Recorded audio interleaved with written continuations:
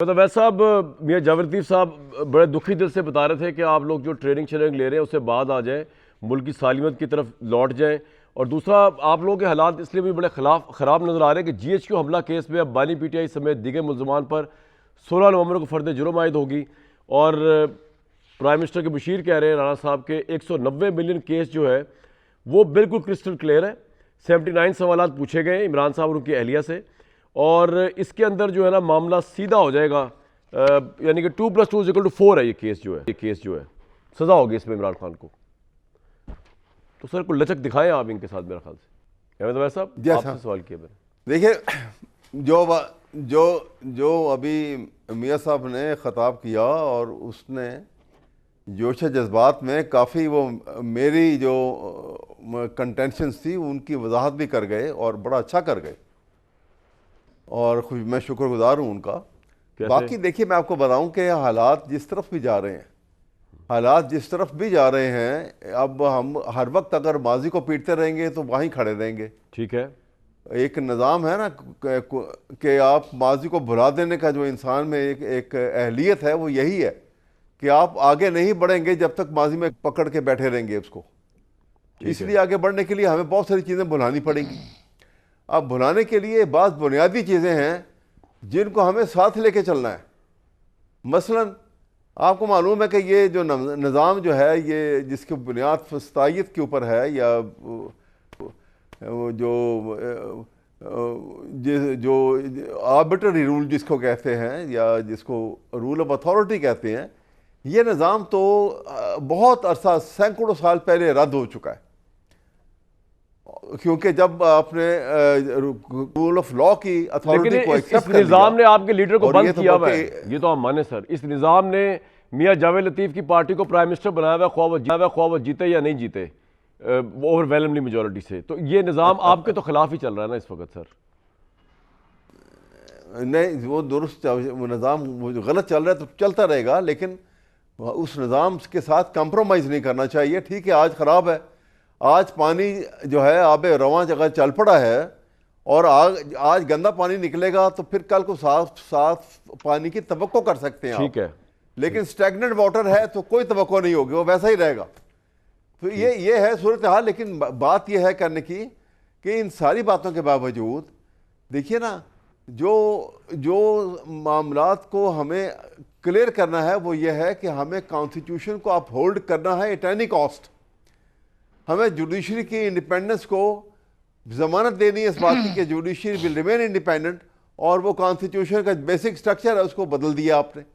अब अभी आपने कभी सुना आपने कि जुडिशल कमीशन की मीटिंग हो रही हो, 5 सुप्रीम कोर्ट के जज साहबान, चीफ जस्टिस समेत बैठे हुए हों, और वहाँ पे बात हो रही हो कि आइंदा इसका जो है जो कॉन्स्टिट्यूशनल बेंच का सरबराह किसको बनाया जाएगा। तो उसके लिए जिस एक जज साहब का नाम लिया गया और जिन्होंने हाथ उठाए, तो उन जज साहब ने अपना हाथ भी उठा दिया उसके लिए। अच्छा, बताइए, ये एक मुनफरद वाक़या है दुनिया का ये सही कि एक वो खुद अपना हाथ उठा दें कि जी मुझे बना दो, और वो उनके एक वोट की वजह से वो बन भी गए। अगर वो अपना हाथ ना उठाते तो सूरत हाल और होती। बहरहाल, ये मैं आपके सामने जो अर्ज करना चाह रहा हूँ वो ये है कि इमरान खान और नो इमरान खान, देखिए ये मामलात जो है ना, ये नस्ल दर नस्ल आगे चल रहे हैं। इस कॉन्स्टिट्यूशन ने कायम रहना है, इसको इस शक्ल में रखें कि ये कायम रहे। इस शक्ल में ना रखें कि ये उठा के फेंक दिया गया है तो ये उठा के वापस भी ना लाया जा सके। बिल्कुल ठीक सर, सूरत हाल है आपका तो ये बिल्कुल पॉइंट आ गया। जी हाँ, ये मेरा ठीक। खैरा साहब, ये जो सिस्टम चल रहा है इससे आप सेटिस्फाइड है, नंबर 1। और नंबर 2 सर, अमेरिका की इन्वॉल्वमेंट जिसका इस वक्त बहुत ज़्यादा शोहरत हुई हुई है, वो आप तारीखी तौर पे जानते हैं कि अमेरिका इन्वॉल्व हो जाता है पाकिस्तान के मामलात में, तो हो जाता है। आपको लगता है यहाँ पे इमरान खान के मामले में भी ट्रंप इंटरफेयर कर सकते हैं, जिसकी बहुत उम्मीद है तहरीक इंसाफ को? देखिए, 2-3 बातें मैं क्विकली कर दूं। एक तो अहमद अवैस साहब ने फरमाया कि ये जो निज़ाम सदियों पहले या सालों पहले मुस्तरद हो गया था, ये उस निज़ाम को चला रहे हैं, फाशिज्म को। तो मेरी गुजारिश ये है कि जो PTI की अपनी गवर्नमेंट थी उसमें तो सारी क़यादत अंदर थी, सारी तीनों जमातों की, और उस वक्त भी यही था। मीडिया पे कदगने थी, लोगों को आज़ादियाँ ख़त्म थी, बुज़दार साहब पंजाब के चीफ मिनिस्टर थे और केपीके के चीफ मिनिस्टर जो थे वो भी आपके सामने हैं। वो गवर्नेंस की आला मिसालें मौजूद हैं। पाकिस्तान की इकोनॉमी की हालत मौजूद है, पाकिस्तान की खारजा पॉलिसी की हालत आपके सामने है।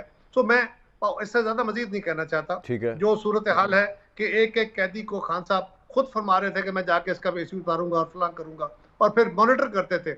मेरी अपनी क़यादत एक खातून होते हुए, खातून अव्वल का तो बड़ा ख्याल है, लेकिन जरदारी साहब की हमशीरा को चांद रात वाले दिन, सुबह ईद थी, रात को 7-8 बजे ईशा की नमाज के बाद अस्पताल से उठवाया गया और उनको कहा इनको जेल में फेंको। सो ये बहुत कुछ होता है, इसको छोड़ दे।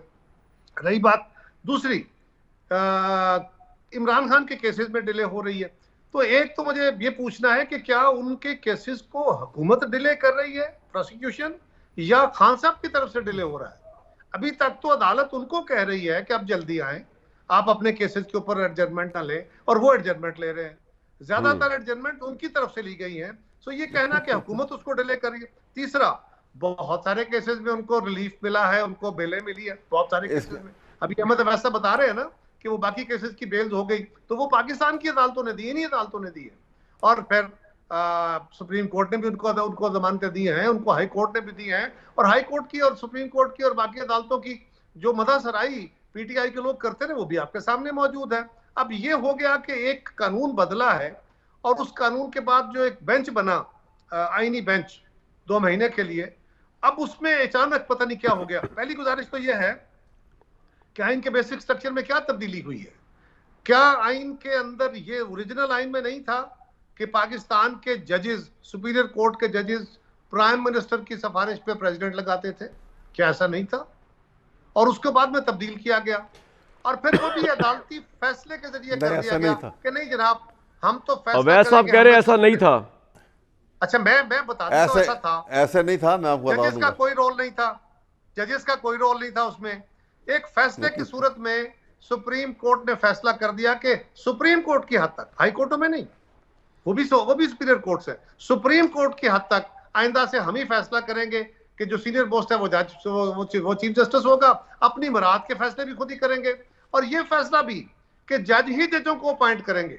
दुनिया के कौन से मुल्क में ऐसा है जनाब? बिल्कुल ठीक है, में जज जजों को बिल्कुल अपॉइंट करते ठीक है, हैं? आपका पॉइंट आ गया। बांग्लादेश में ऐसे करते हैं, क्या अमेरिका में करते हैं? और आखिरी गुजारिश ये है, आखिरी गुजारिश ये है कि खान साहब को जो इस वक्त मसला है ना जी, वो सियासी है, सियासी बहरान है, सियासी इश्यूज हैं। ये सियासतदानों ने बैठ के हल करने हैं। अगर आपका ख्याल ये है कि इस मुल्क में सिविल सुप्रीमेसी लानी है, अगर आपका ख्याल ये है कि इस मुल्क में आईनी हुक्मरानी लानी है, तो फिर सियासी कुव्वतों को बैठना होगा। सियासी कुव्वतें बैठेंगी, मसाइल का हल निकालने की कोशिश करेंगी। लेकिन कायरा साहब, मैं आपसे डिसएग्री करता हूं कि डिसएग्री करता हूं कायरा साहब, मेरी अर्ज सुन लें। मियां जावेद लतीफ साहब, ये हुकूमत नून लेके कभी भी नहीं बैठेगी।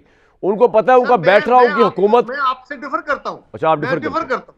मैं तो आपसे ये कह रहा हूं, अभी आपको मियां जावेद लतीफ बता रहे थे कि जो लोग दहशतगर्दी की ट्रेनिंग ले रहे हैं उनसे क्या बात की जाए, अभी बता रहे थे आपको जी। मैं तो ये कह रहा हूं कि इमरान खान साहब की तरफ से कोई एक स्टेटमेंट, एक कि उन्होंने सियासी जमातों के साथ डायलॉग की बात की हो। उन्होंने मौलाना फजलुर रहमान साहब के साथ बड़ा कुछ किया, लेकिन उनको भी एतबार करने को तैयार नहीं है। उन्होंने बाकायदा महमूद खान अचकजई साहब को अपॉइंट किया, उनको भी इख्तियार देने को तैयार नहीं है। तो सवाल यह है कि सियासी मसाइल का हल तो सियासी क़यादत बैठ। सर, आपका पॉइंट आ गया। सिविल सुप्रीमेसी और आईनी हुक्मरानी का फैसला तो सियासी जमातें बैठ के करेंगी। बिल्कुल आपका पॉइंट आ गया।